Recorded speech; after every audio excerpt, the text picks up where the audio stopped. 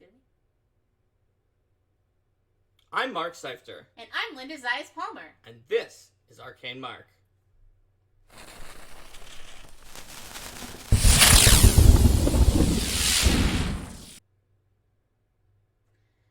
Welcome everyone to Build a Monster Workshop 2, The Wrath of Build a Monster Workshop.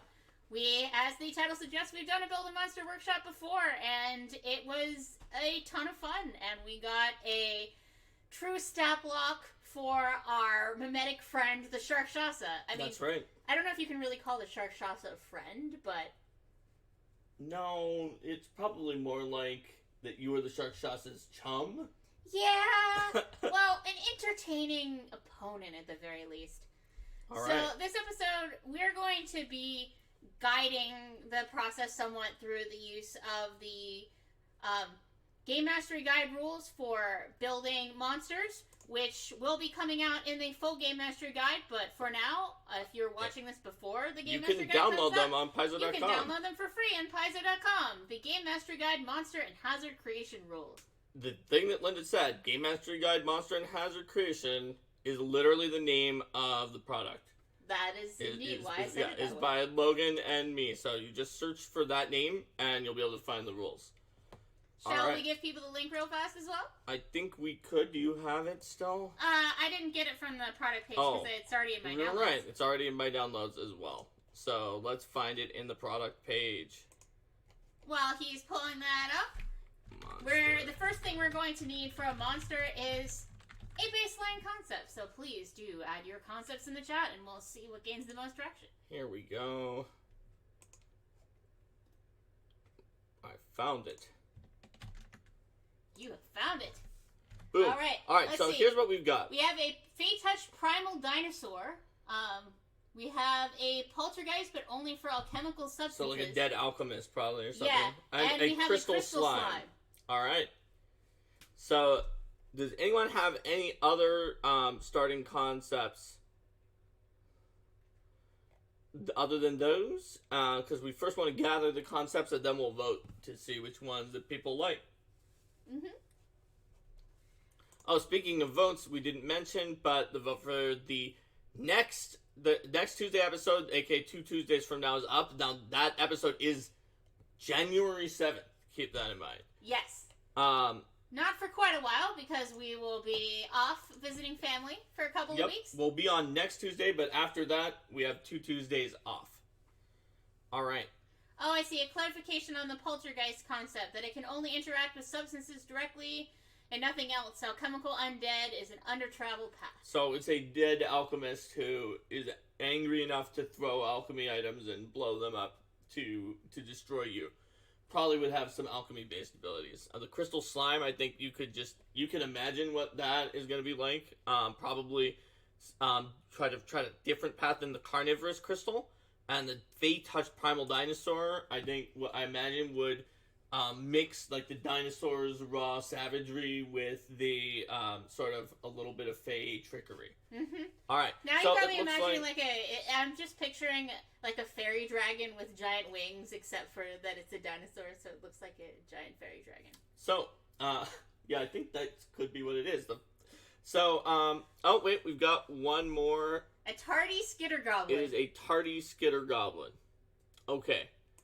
Oh, and also an alchemical slime that potentially the slime turns into alchemical items that comes out of it. So, we've got 5 possibilities, everyone. We have alchemical slime, alchemical ghost, Fey-Touch Primal Dinosaur, crystal slime, and tardy skitter goblin. So, everyone now, those are going to be our 5 possibilities. So, just type in the chat which one you want. And we'll see which one. So we've got Crystal Slime from Katrina there.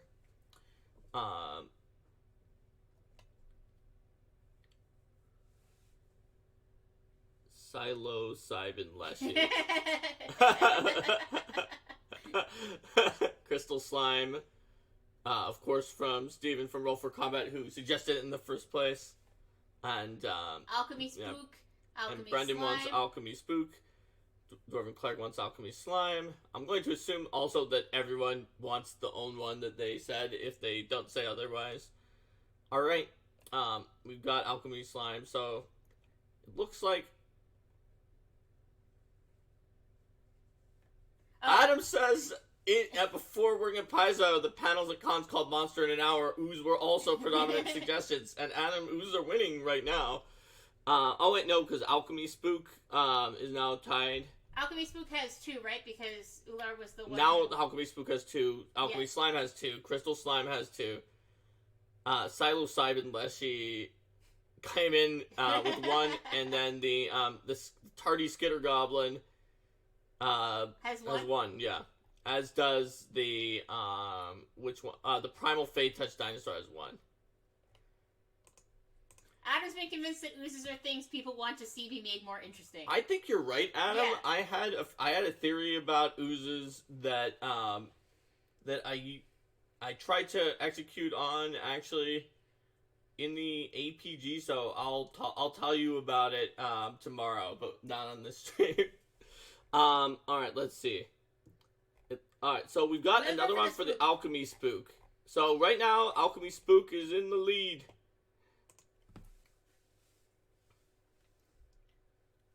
Okay, Oozes definitely made a strong showing, but Alchemy Spook again. All right, vote for Alchemy Spook. I think that's it. We're gonna do the Alchemy Spook unless a whole bunch come in. Alchemy Spook it is. All right, we're doing it. The Alchemy Spook.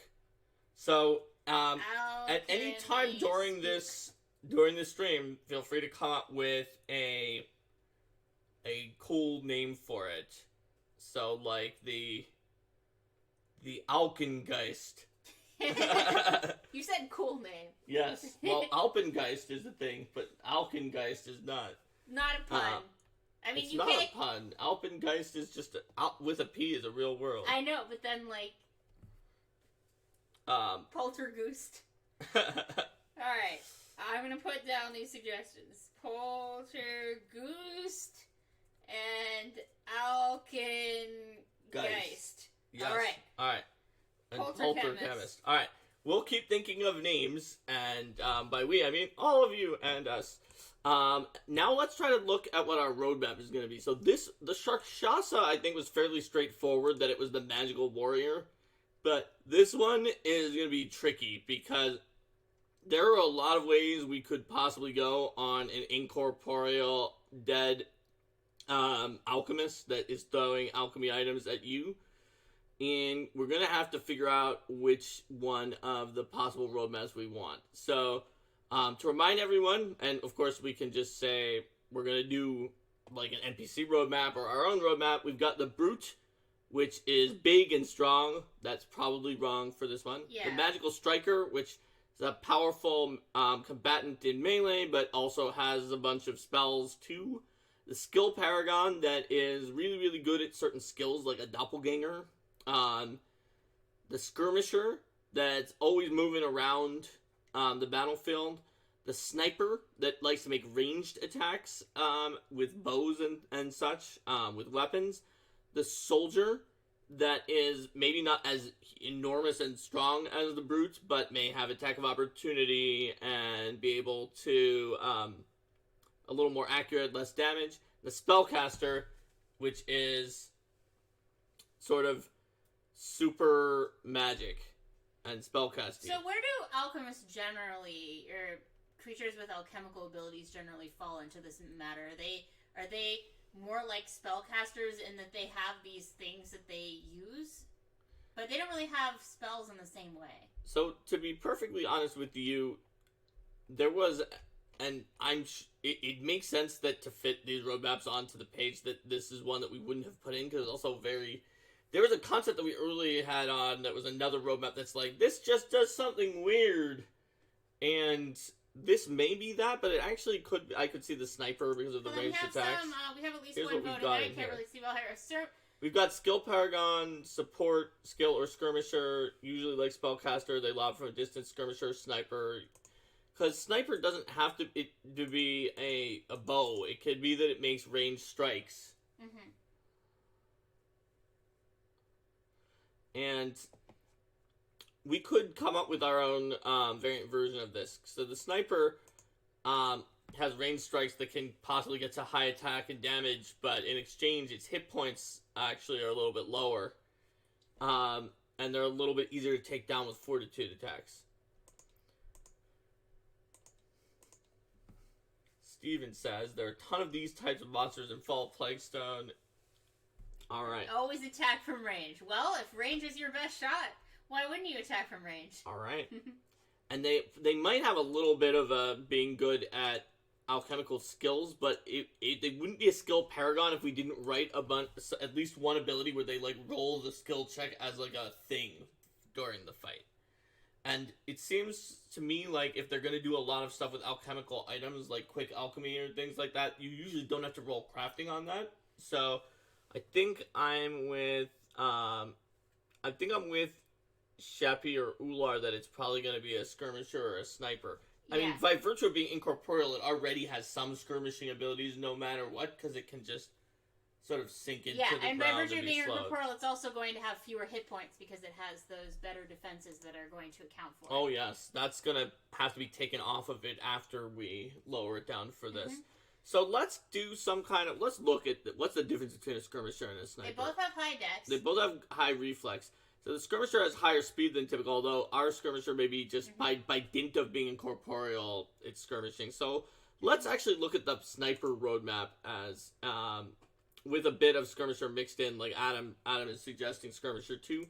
So let's look a little bit at those, and we might decide to not, because it's getting some skirmishy abilities and being incorporeal, to not do high damage with the ranged strikes. Plus, the splash makes the splash from an alchemist bombs deceptively make them more damaging than you think because of the fact that even on a miss they do that damage and they can deal it to the whole party.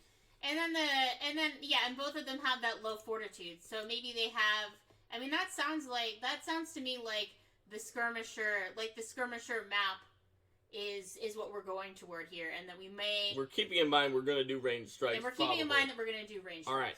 Awesome. Let's do that. So, we'll start that as our base roadmap. Now, the next thing we're going to do is we should try to figure out what level we're going to make this monster. Oh, Adam has another idea. The creature might not just be a bomber, but could have some special debilitating emanation from its body. Ooh. That would be That's pretty cool. What if we did that and gave it, like, an aura that was based on the alchemical humors or something like that were coming out of this weird alchemical toxic creature. miasma? Or toxic miasma. It could be poisonous. There's a lot of play in that ability of some kind of emanation like that. So then the idea is that this is a creature that, because it's hitting you a lot from range, and it's an incorporeal creature and it's fast and it's going around, you're gonna want to get up to it and get in its face to take it down. But when you do, then you get within range of its aura, and you learn that no matter where you are relative to this creature, you would rather it just wasn't there. So what level does everyone think that this is going to be? This particular critter. Let's keep in mind that an incorporeal creature is already pretty darn tricky if it's not at a higher level. So let's see. We're seeing 9, 11. The 25 is obviously a joke, so we're going to ignore it. Lower damage, but an aura that makes you susceptible to damage type, Jeff said. Oh, that's interesting too. So then the idea is that it's less damage, but as you get closer and closer to it, then if it is doing close quarters, that's an interesting idea too. So I mean, Steven, if you want a level 25 or a really, really high level monster like the Tarask, I'm sure there's an AP that you can find one of those in. But not this stream. Yeah. And those kinds of creatures would also require concepts that are fundamentally world-shaking in their influence as well. So we've got 5 to 7, 9, 11. Another 11. Another 11? Where's the other 11? Sheppy said 11. Ular agreed with 11. Oh, yeah. Ular agreed. Yeah, I see it. And Citizen's range of 9 to 11 makes sense according to Adam. So, all right. Oh, thank you. Thanks for subscribing, Tribunra. Tribunra, that's how you say it, yeah. I'm not sure how you say it, but I said it. All right. So yeah, let's go with that. Let's take let's take 10. 10, because it's right in the middle. Yeah. Yep. Take 10. Oh, you can't do that. Yeah. I sure can. It may be bad for gameplay, but it sure is good for picking a random level. Okay. Yeah. That good solid middle level range.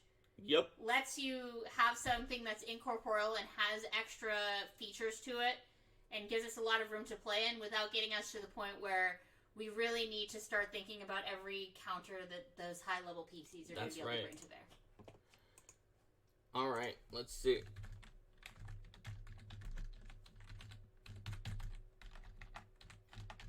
So, let's move on to the next step of the process. We've got the level.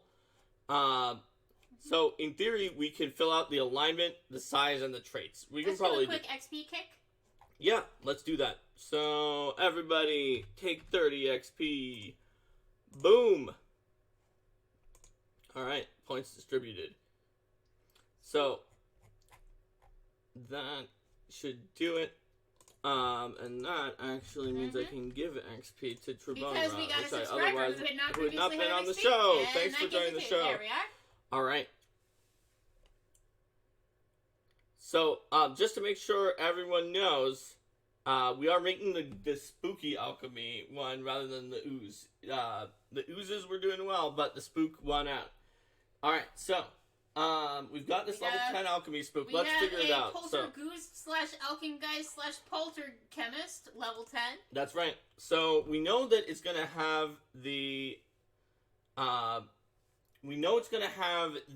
trait incorporeal, and that it's going to probably have the spirit and undead trait because of the fact that ghosts and poltergeist both have those two traits. Yes. Let's see exactly what traits the poltergeist has. Poltergeist has, and see if there's any others. Yes. So it's just other than that, the size and the alignment. Mm-hmm. So what do we think for the size and the alignment? Alignment's probably some kind of evil. Size. Yeah, medium. Probably because medium. Most alchemists might be, and even if they were small, maybe they merge with the alchemical stuff. I mean, poltergeists are always medium, even if it's a halfling. Medium. After all, you need a medium to contact it. All right. I see what you did there. All right. Joe Jungers is wondering if it has to be undead. Could it just be a creature that's on the ethereal plane? So that the whole ethereal equals incorporeal was something in some of the earlier editions of D&D. And particularly Ghosts were just sort of on both of them, even in later editions. And Pathfinder has tried to, draw a distinction between being incorporeal and being ethereal. Although ethereal creatures are cool, and there's not really a lot of them right now. Alright, so I see neutral evil. Let's put that for now, unless later if we find out, wow, this one's really, chaotic and doing all sorts of wild things, we can go back and adjust it. Mm-hmm. Alright, great. So let's take a look at what kind of ability modifiers is this undead creature going to have. So as a level 10 monster, it would have to be world-shatteringly good at something which most monsters are not, to have a +8 in anything. That would be the most typical example is if you're gargantuan, then your strength is going to be that. But a nymph or a succubus is...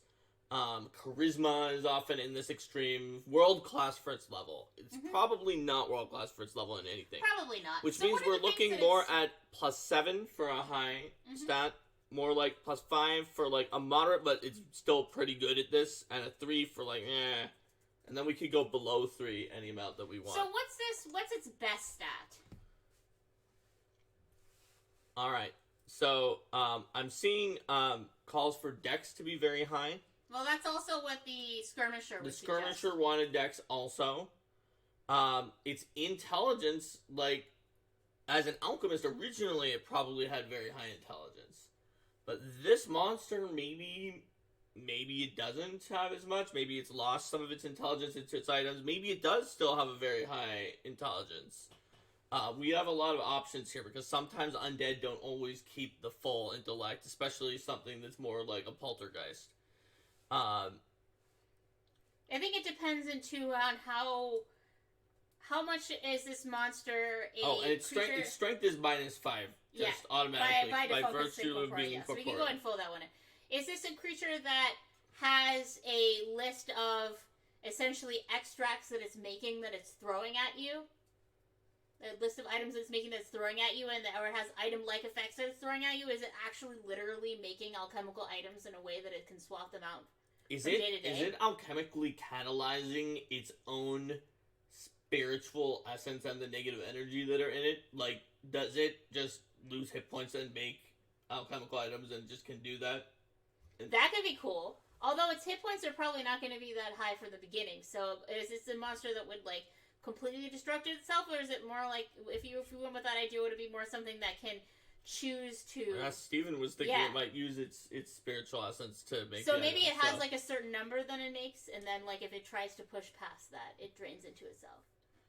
So, yeah, I could see that. So if it's making its items out of its ghostly essence... But... initially, this is a dead alchemist, so it probably has pretty good intelligence as well. Let's give it at least +5 for now. Does anyone see a reason to give it higher than +3 in anything else? Also, we can give it lower than +3. Is it particularly constitutional, wisdomly, or charismaful? Maybe its charisma is low if it has emotional issues, says Rocket Lattice. Do undead gain perks from higher charisma? Joe, they do not now. They can have a constitution score now. And in fact, these ability scores are mostly for our flavor, and in case that the creature gets completely screwed over and forced to roll a skill check that it doesn't have. Mm-hmm. And other than that, it's not really going to influence the monster a huge amount. So, yeah, I mean, charisma representing the character's, this alchemist force of personality and the way that they influence the world. If they're an alchemist who died with their greatest work incomplete and is kind of synthesizing their own essence. Maybe it was a recluse. Things. Maybe it's -1 charisma or something like that. And then maybe just fill in con and wisdom at +3, because that's just a simple low for the level. Sounds good. Alright. So, there we have it. We've got some ability scores for now. Fell into one of their experiments. It's the Joker! Alright. Oh no! So, let's move to the next step. Perception. Alright, at level 10, we've got a range of perceptions, but let's just talk about this in terms of categories. So, the categories that, to remind everyone from our last workshop, are extreme for world class. Oh my gosh, at level 10, this is just the best. If we thought that was then we would have given him a big PC bonus. can get this, and its wisdom isn't good enough for that. Yeah. High, which is, this is really good at noticing you for its level. Moderate, which is like, yeah, whatever, regular monster. Low for, it's not really very alert, and terrible for, oh yeah, anything's gonna get past this thing, at least as a level 10. How perceptive is our alchemist friend? Also, keeping in mind and that... how are they going to do initiative? Yeah, we keeping do have in mind another that option if to they have a use stealth-based initiative for initiative, instead. they wouldn't need perception for initiative, yeah. I was thinking the same thing. It's like... Yep. Alright. So we have a vote for high to medium perception? Mm-hmm. Does anyone else have an opinion on the perception of our ghostly ghost? Ghosty ghost. Alright, well,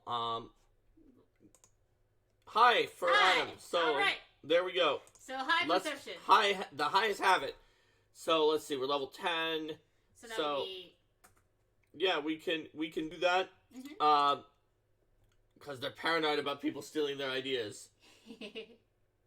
Yeah, everyone says high. Maybe let's bump the wisdom up to +4 to sort of go along with the fact that we decided that they're actually good and perceptive. So in that. they're wise in the way that they're paranoid and they're very attentive, but they're twitchy. They're always looking around. Yes, but they're not very charismatic.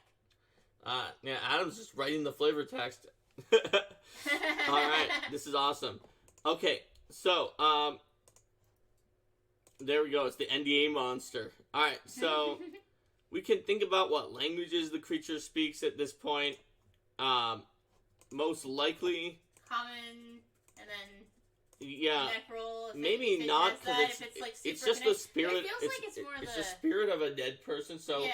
we would write common, and then as it says in the bestiary, that doesn't mean they speak exactly common. They speak whatever language is for there. Oh wow! Look, Adam has sent the following, which I'm going to read aloud. If you do not have the chat, alchemy is a dangerous profession. More than a few reckless individuals perish during their attempts at their desired discovery. These beings still haunt the world. Chemighosts haunt their laboratories, permanently trying to perfect their concoctions. Typically encountered in their damaged workspaces, chemighosts resent intrusions and almost always engage in hostility when encountered where they've worked on their most dedicated projects. We brought a ringer to our show today. Yeah, that's right. This is great. Nice. All hey, right. can you copy paste that to me? Yes. I will copy paste it to you, Linda, so that you have it for the eventual one that we put up on the Discord, which while I... Invite.gg/arcanemark. If you're not already with us on Discord, please join us. Yes, I will now mention it again. It's invite.gg/arcanemark. Woo! Alright, so let's take a look at our skills. Yeah, I think common, and then the assumption would be that if you were to use this creature in your game, you would add other local languages. Like, if your ghost is a Desiriac ghost alchemist, then it probably doesn't speak common. Languages are one of the things that I find myself tweaking most often when I pick up monsters. Well, the bestiary now tells you to do that, so it's not like in Pathfinder 1st Edition where there was a Pathfinder Society scenario. I think... maybe Heresy of Man Part 2, where there's a creature that has been trapped inside of a dungeon for so long that the common language did not exist when it was originally trapped inside of the dungeon, nor did the language, neither did modern Osiriani, ancient Osiriani would have existed, but it has common. It doesn't have either Osiriani. Yep, and then the question being, like, do you stick variant on the monster just because you changed their languages? In 2nd edition, just knowing about things like that is part of why actually sort of like I really wanted us to say you can change it to the languages that the monster should speak. All right, so let's go into skills. All right, well, it should be good. It should be good at crafting. Crafting, yes. And it may be even better on crafting checks for alchemy. I think that would make a lot of sense, like the alchemist. Yeah, so in general, we've got high, moderate, and low skills for the level, and as we've said in the skills, that we generally are not going to have like a huge number of really high skills overall. Let's see what it says here. They're roughly on par with the specialized PC. Most creatures have at least one high skill, but no more than 3. The best skills typically go with the best ability modifiers. You might even want to estimate skills using proficiencies like a PC if you feel like it. A succubus's diplomacy is an extreme skill, but most creatures don't have it. Just that same typical stuff. Yep. So let's see what we got. So what skills do we like? All right. So let's see.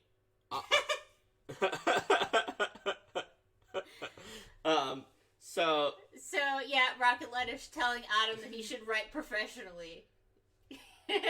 So Joe Junger says it should have Arcana as well as crafting. That makes sense. Oh, pop Arcana. Might know Arcana. Know a little bit about magic. Probably stealth because it's hiding it, sneaking around. I mean, as an incorporeal creature, it'd be a little weird not to be stealthy. Does it have acrobatics for like flying and doing weird fly maneuvers? Maybe. Does anyone think it should have something that is not that is outside of Arcana, crafting, stealth, and acrobatics? I'm guessing it probably isn't particularly the Poltergeist intimidating. also has intimidation, but this one has low charisma and is not going to intimidate you. Yeah. So this gives it that would give us some int-based skills and some dex-based skills going and tapping into its best ability scores there. Alright, so it seems here to me that if we're going to do that, and that makes sense for the skirmisher to have some of those dex skills, that we can just make stealth, acrobatics, and craft alchemy high, and make its other crafting and its arcana moderate, because its intelligence is a little lower. Yeah, sounds good to me. Does anyone have some other ideas for the skills other than that? I'll go ahead Just and because pop those there's in a for lot now. of skills, and so high is 22 and moderate is 19. And then we can easily adjust. I figure for skills there's enough of them that I don't want to do a whole thing. Oh, and Joe is wondering, would it have a particular type of lore? Yeah, that is interesting. It might, but we need to come up with a good, solid lore choice that's from the list of like accepted lores. So let's table that, and people can think of lore potentially, and we can add that in if anyone comes up with it. But while at the same time, let's see, we don't really need to exactly give it a magic weapon or armor, so we don't have to worry about that. Let's go ahead and look at armor class. So, a typical monster is going to have the, so a more like a fighter would have a high armor class. But incorporeal creatures sometimes have a lower armor class as part of the fact that to help them not lose like a million hit points because of the fact that their incorporeal resistance is so obnoxious. Page 248 of the core rulebook if you're looking for the common lore subcategories. Yep. So what do you guys think? Should it, like, for example, the poltergeist, if we're to take a look at it, and it's admittedly a pretty low level for an incorporeal creature, but it has an AC that is, it actually has high AC, but I think its hit points are very low. Its hit points, 55. Yeah, its hit points are very low for its level. So, but we can absolutely use any AC we want. What kind of AC do we want to have for this creature, and then that'll determine how many hit points it gets. That's right. So we want frontline fighter, a little bit less than that. Do we want partially low because it's an alchemist, and that way it can have more hit points? What do people think on the armor class? Let's see. Looks like no big AC preferences yet. So why don't we just say? Does anyone have preferences on the saving throws? Naturally, I think we would go with the. We can talk about the saving throws too. Now we actually know a little bit about the saving throws from the Yes. So what does our friend the roadmap tell us? So Adam says let's do a moderate on AC. So that's 29. The roadmap tells us that the saving throws should have a high reflex of 22 and a low fortitude of 16. That would throw us with a moderate will of 19. That all seems pretty reasonable. Yeah, that also is in the order of, that's also in order of the ability scores as well. Yep. And it's our roadmap, so unless someone has a good pitch to stay off the roadmap, let's stay on the roadmap for the saving throws. And now we move on to hit points. So we've got some kind of weaknesses and resistance. Before we get the hit points, let's take a look at our weaknesses and resistances. So the maximum we can do at level 10 is 13, and the minimum we can do is 7. So let's 10 do is 10 because it's a number that's easy to subtract. Yep. And so it's incorporeal, so that's going to be resist all 10 except force and ghost touch and positive. And then double that resistance against non-magical attacks. That is a hefty resistance. And so, of course, it's going to lose hit points. Like, for example, the poltergeist actually has barely over half of the usual hit points of a creature of its level. All the way down to wizardry hit points. So, let's take a look of where we're at level 9. So where we're at by default. Or sorry, level 10. Yeah. So, normally at level 10, we would use the, let me see. This is actually a little different than the spreadsheet. Okay. Give a creature hit points in the moderate range unless its theme strongly suggests it should use another range. Alright. So that means 175 is the standard. And then we're going to be peeling off hit points for the incorporeal protection. That's right. So it says here that we should usually subtract some hit points based on its resistance value. So let's kick off. The poltergeist lost 20 for its 5 resistance. So let's kick off 40 for our 10 resistance. Sounds good. So then we have 135 hit points. Let's see if anyone else has said anything in the chat. We shall. All right. Nope, nothing since then. So we have 135 hit points. Cool. Let's take a look at our speed. So the speed of a poltergeist is fly 20 feet. It's slow, but it flies and it goes through objects. Now, when people were talking about the skirmisher before, Yeah, that means it's normally faster. Would make it normally faster. So this one could step up its speed a bit. Yeah, because a fly speed at level 5 is already pretty good, especially going into an object. But by level 9, a fly speed is something that a lot of people in the party can probably deal with. And these guys are right. These guys are level 10. Yeah. So by level 10, it's something they could definitely deal with. So if we're above average, then above average starts at 30. So are we gonna go with 30, or are we gonna go with even faster than 30? Yeah, that's a good question. What do you guys think? How fast is this one? Let's take a look also at Joe Younger says 30. Let's take a look also at maybe the ghost. It could be that it's higher. There's a bunch of ghosts. I think there's a ghost mage who is exactly the same level as this ghost alchemist that we're making. So and he's 25. He's 25. So we're a little more skirmishy than that if we're at 30. Mm-hmm. It looks like there's just 30, but 30 with flying and going into objects seems pretty skirmishy already. So sounds good. We can go with that. Let's take a look at our strikes. So fundamentally, as a 10th level critter, let's see. Also, if anyone has any lore suggestions for this guy, let us know. Yep. In terms of lore skills, as a 10th level critter, we are at a situation where it probably can't create. It would be a little bit weird. The monster would be fine, but I think if we put this out, people would be upset if it was using the level 11 greater bombs for its bombs. But then the level 3 moderate The level 3 moderate bombs are 7 levels out of date, though. So we're going to have to take that into account.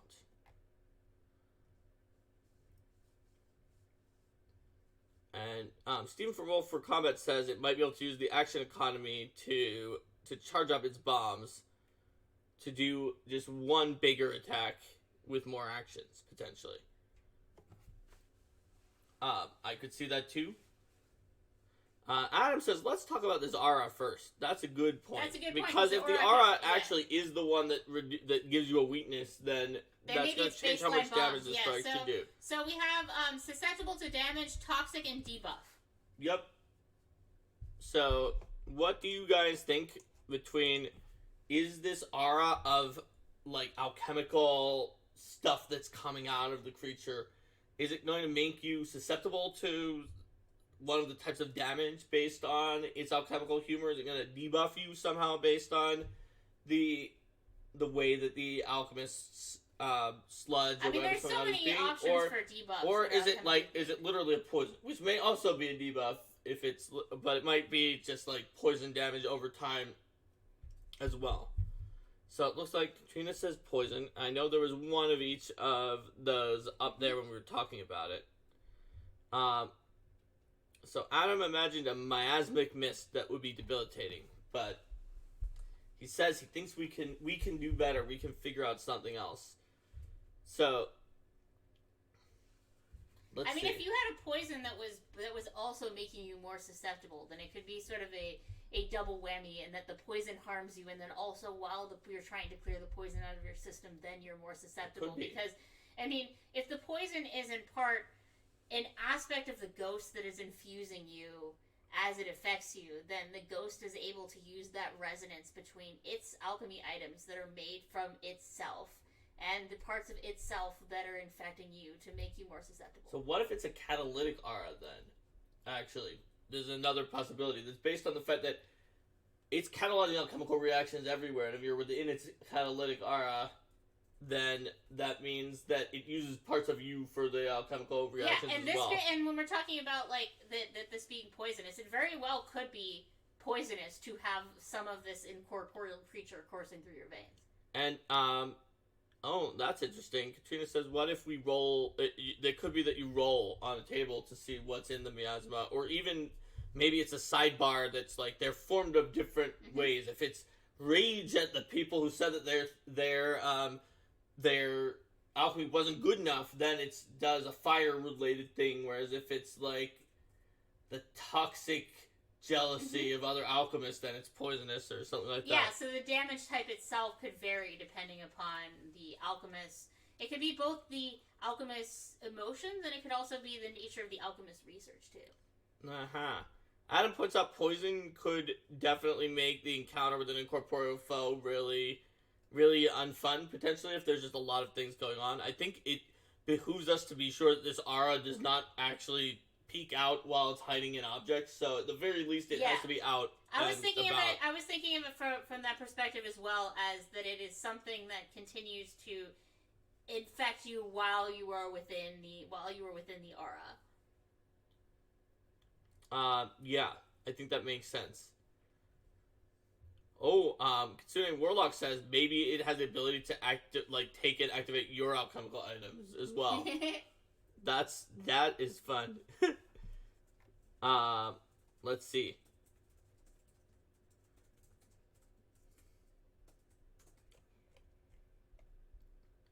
Yeah, because while we've portrayed this creature as a creature that is going to be rushing out and attacking people, it's important.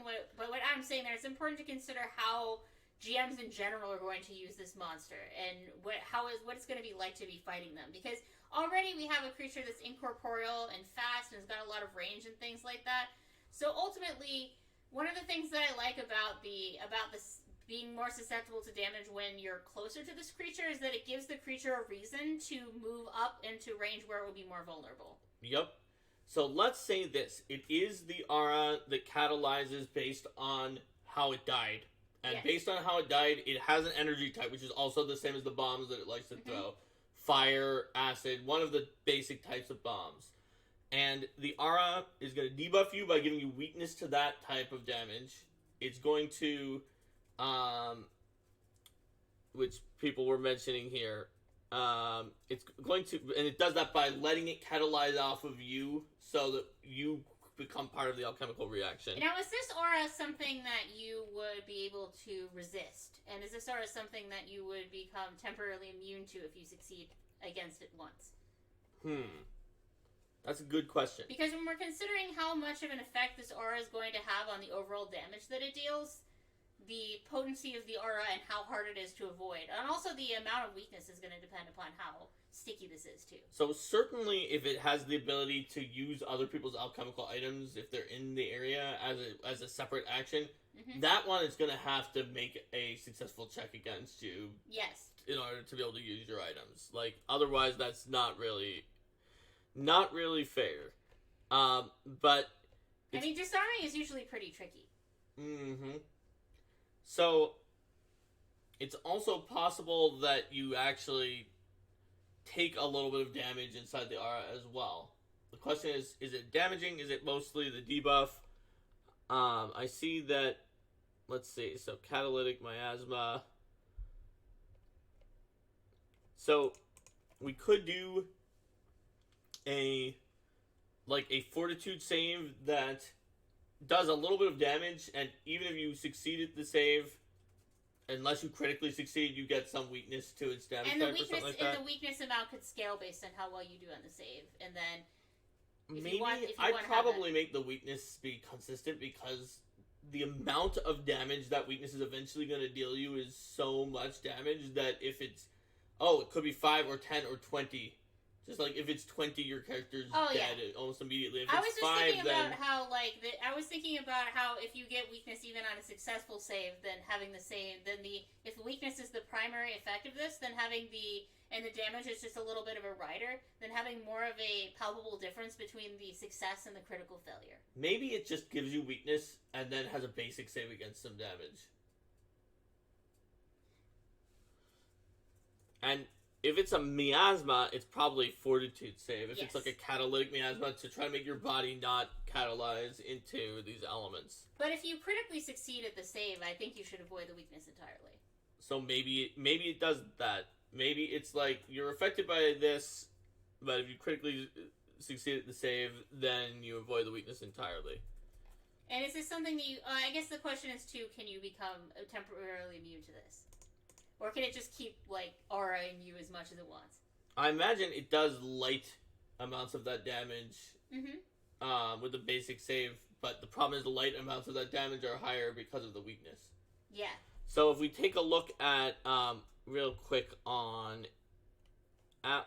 like, we saw a, like, let's say, a limited... unlimited use area damage, which we should probably be lower than this if it's also automatic Aura is 20, right? It's 6d6. But imagine this was just 1d6, but also it gives you weakness 5, and so you'll take 1d6 plus 5.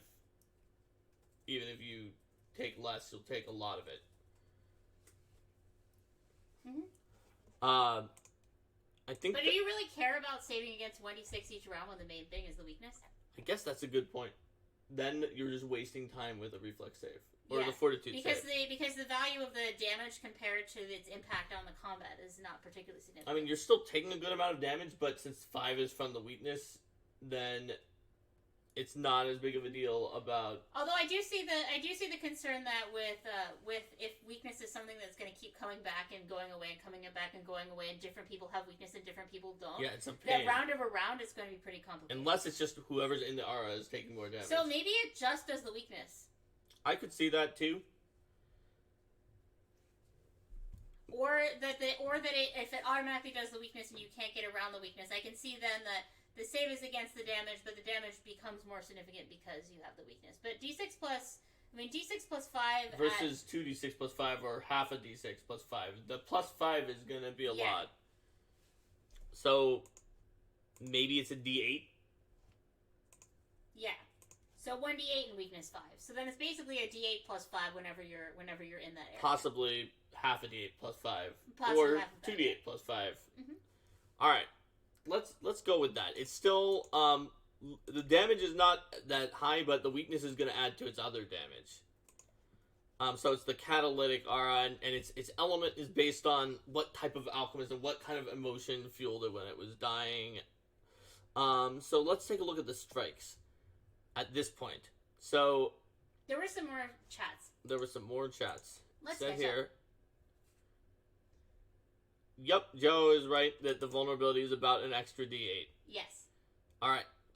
So let's put it at high accuracy, which is what our sort of mixed path told us to do, which is so plus 23 to hit. And then we'll need to consider when we're setting our damage.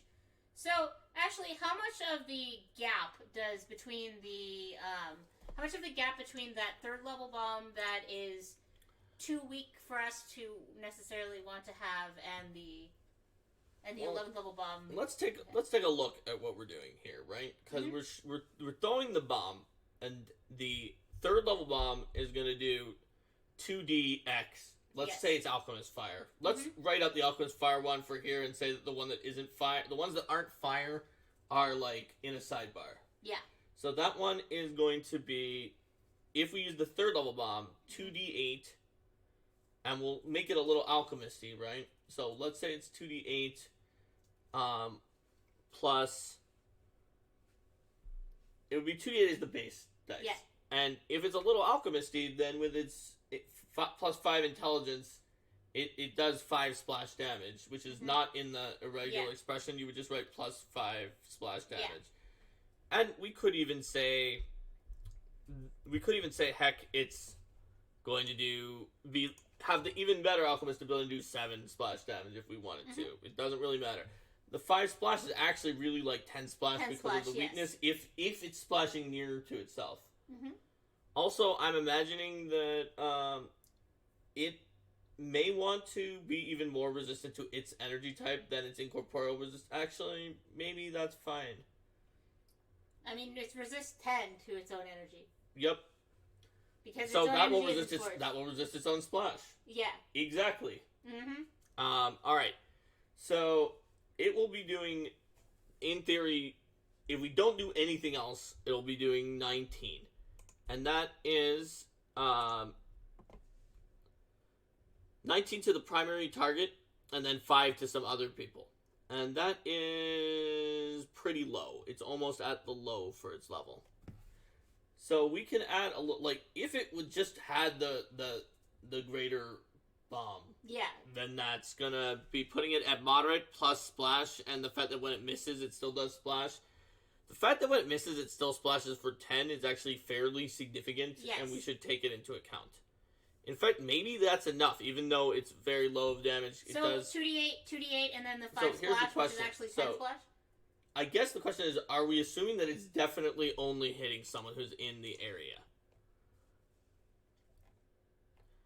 Because if it's only hitting someone who's in the area, sure. But if its damage is most of the damage only comes from being in the aura, then it might weirdly make going at range against this ranged creature better. Yeah. In a way that might be unusual. Yeah, it feels like it should be able to still do a fair amount of its stuff. Okay. But it's not. So imagine, actually, it's level 10. Yeah. So the alchemist class doesn't have this, but this is a monster. So imagine it had a little bit of extra damage. Mm-hmm. We can think of it as kind of be akin to just getting some kind of weapon specialization or something. We can just put some damage in. It says here we can also just use the flat damage expression from the table, but we're trying to use D8s, and we sort of have 10 of it accounted for. So if we use the table's flat damage expression, it would say that we wanted a 7 here for high, or a 3 for moderate. Let's do a 3. Mm-hmm. So 2d8 plus 3. So it's now going to be moderate damage if you were in its area. Or maybe 4, because that would be like a specialization number. Or 3 would be. 3 would be, I think. Yeah. Doesn't really matter. So it's now doing, if you're not in its area, it's slightly above, it's exactly the low damage. Yes. And it has splash and stuff. If you're in its area, it's the moderate damage. And its splash is very bad for you. Yes. Because if it hits you, you take 22, but even if it misses you, you take 10. Yeah. Which is very bad for you.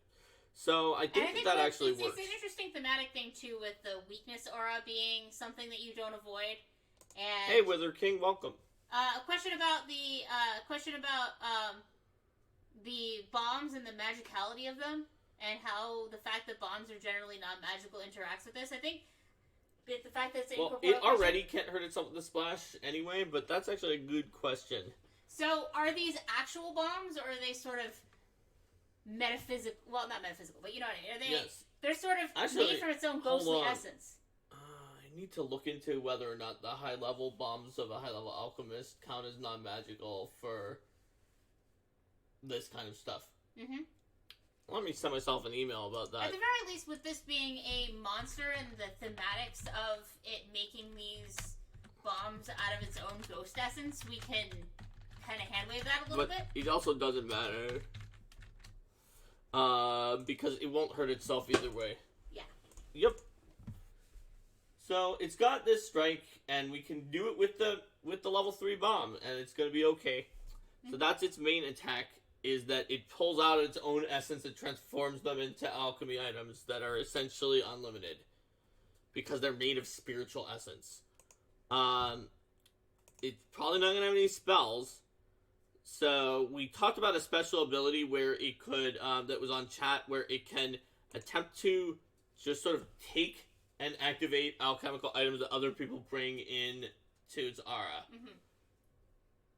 So I imagine that it's going to be rolling a crafting check related to alchemy. And I'm thinking of this in terms of not necessarily it takes it, disarms it from you and then throws it, but more as it reaches over and it sets off that alchemical item.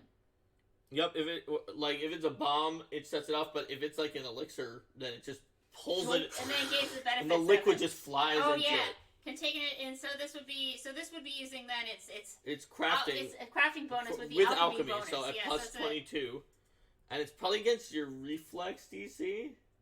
What do you think? That sounds reasonable to me. It's like, no, don't take my alchemy. Yeah, don't take my alchemy from me. Don't do it. And then how Wither King figured it out that it was a Phantom Alchemist monster. That's right, Wither King. Let me send you the flavor text that Adam Daigle wrote for us just while we were talking about it in chat, so that you can see for yourself what we're thinking about this. Okay, so action cost on this take and activate somebody's alchemical item.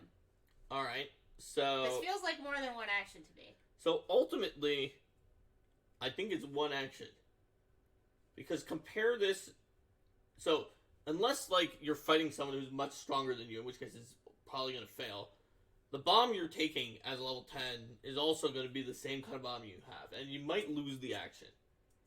You might lose it on the crafting check, and you might lose it on the attack roll. It's a crafting check and an...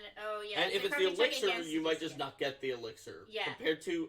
These guys might be able to make elixirs for themselves. We haven't figured that out yet. I'd rather them not be able to heal themselves because they're incorporeal. And like Adam said, they can become a nightmare. But what if they... I mean, the thing is, can they get a healing elixir from someone else? If you brought one. Yeah. Well, I'm wondering this too, because if I'm considering this monster, and the PC alchemist walks in, and the PC alchemist is wearing a sash covered in vials, how does this creature know what's within those vials without spending time to study them? Do they have some ability? They must have an alchemy sense. They must have an alchemy sense, special sense that's up near the top of their stats. In addition to having dark vision for being an undead, because some of those, they have life sense. Some of those incorporeal, but this one probably has an alchemy sense. And that would let it very quickly identify, basically, when it so we write a text of the alchemy sense that says that, that the alchemy sense not only is it... probably that the alchemy sense not only is a precise sense that lets you...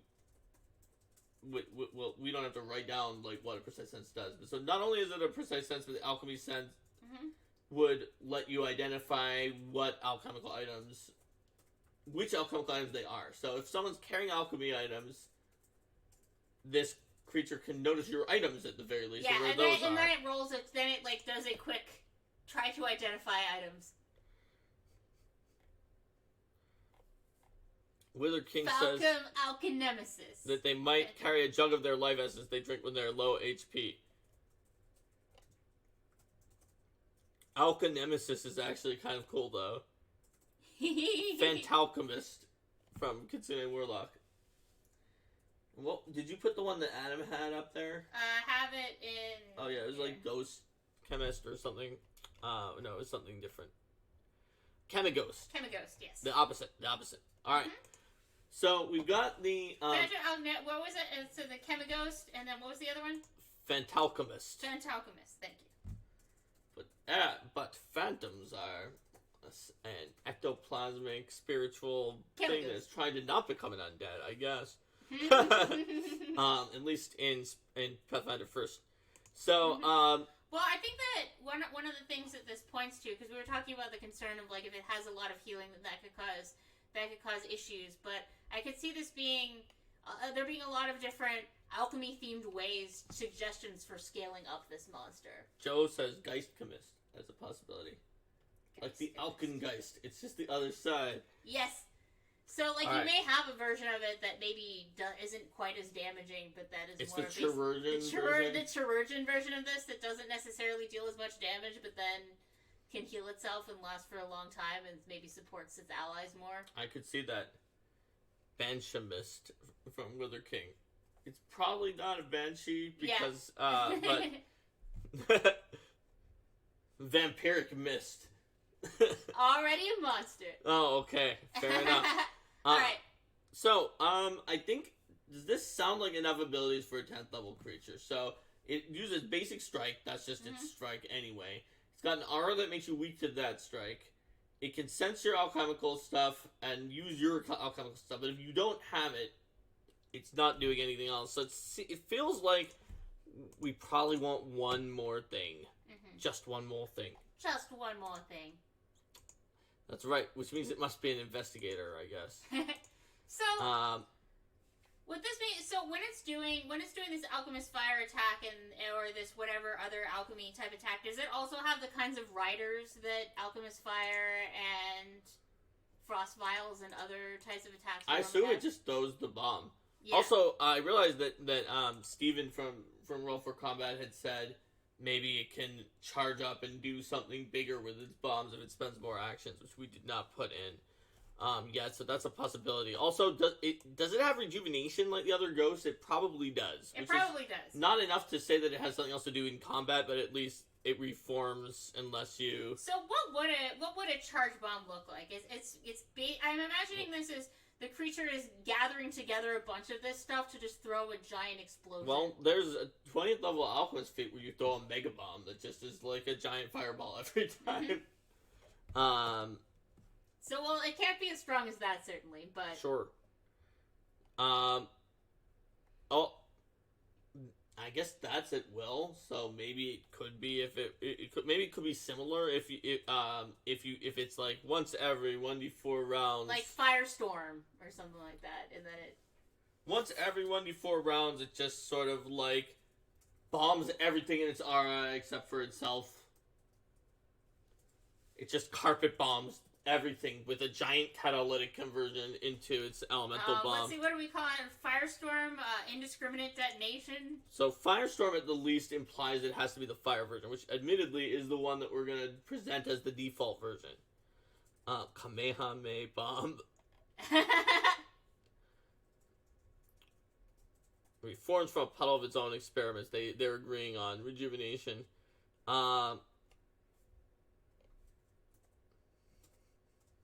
Kamehameha bomb. Alright, let's not call it that, though. Okay, you're right. We should probably call it something that could... Let's see. Yeah, because Storm feels a little more, like, magical or primal to me.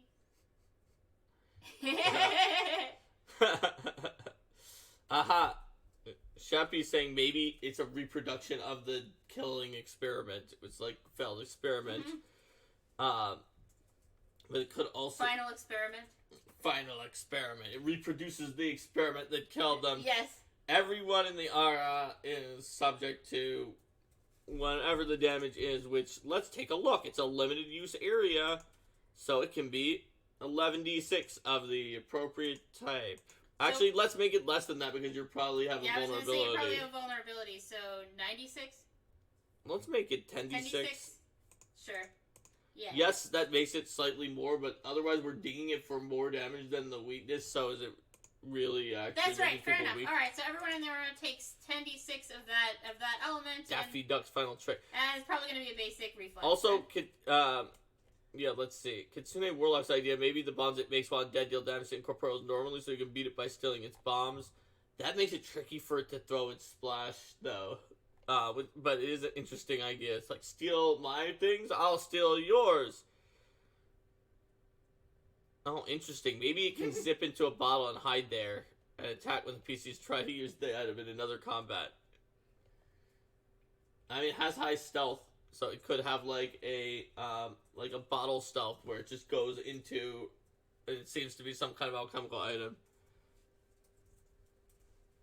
Or like a concealant vial, probably, because those were like... I think of VIAL, yeah. Let's see. Or a bottle, well, in bottle, you have a bottle... Well, it could be vial. VILEVIAL. Save me from this, please. I'll call it vial until anyone else comes up with an idea that's less wordplayish. But wordplay is important in monsters. And hide in...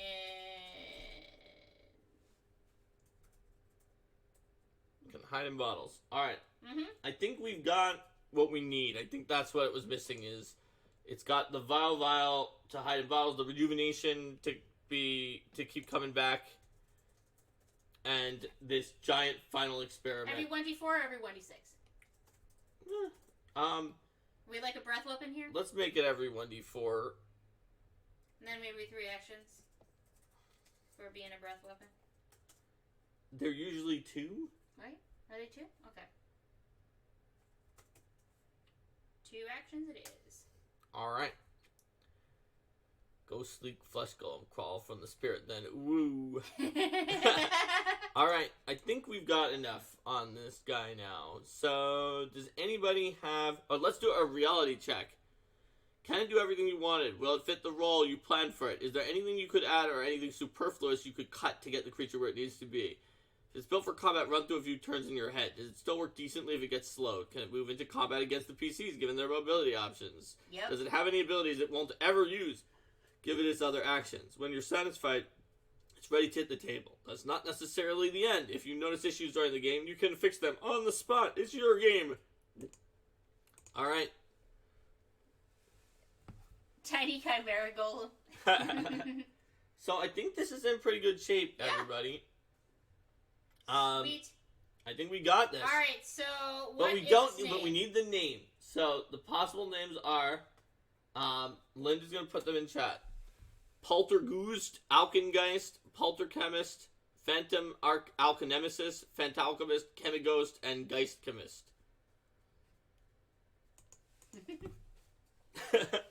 What do people think?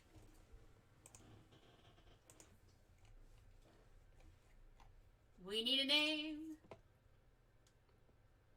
Phantom Alchenemesis votes Wither King. Phanto Alchenemesis, Chemighost, Alchenghost. I vote for Alchengeist also, since that was originally mine. Phantalchemist, Chemighost. Oh, it is. Alchemist got another one. Alchemist got another one. It's in the lead. Well, Adam was cooking. We're just going to name it in the end. Do you want to vote for your Chemighost?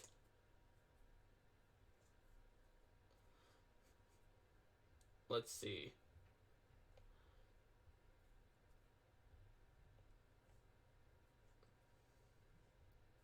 Adam votes Chemighost. So Chemighost has 3. Alchengeist has 3, including me, which is not on there. Phantalchemist has 1.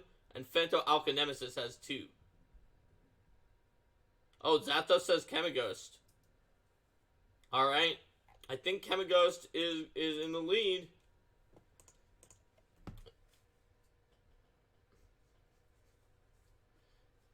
Alright. So let's go with Chemighost. Your nemesis, the Chemighost. Yes. Alright, this is a Chemighost. Level 10 Chemighost. Level 10. Sweet. Alright. I I think think it. This could be a creature that if you were to build it out into a book, could be pretty much a whole... It could have a sidebar for the different elements. It could have a whole family of different abilities based on Let's this ping general some chassis. XP to all viewers. Boom! XP to all viewers. Alright. Ooh, here's more from Adam. Unlike true ghosts, chemighosts typically don't carry as many of their former memories into their new existence. However, they do remember their obsessed creatures, focusing only on the work that led to their demise. In this ephemeral afterlife, chemighosts continue to work on the projects that killed them. Oh, that's great. And Adam, you actually did miss. They gained a big explosion called Final Experiment. That is, it reproduces the experiment that potentially killed them, doing a big burst AoE every few rounds. Ooh, Shappy might illustrate it as a Christmas gift for the channel. That would be That'd awesome. be cool. Chemigo boom. Chemigo boom. All right. So, I think we've done it. Linda can put this up later. We've made our second monster. Thanks to everyone for voting. I'll need just a little bit of time to clean this guy up from my...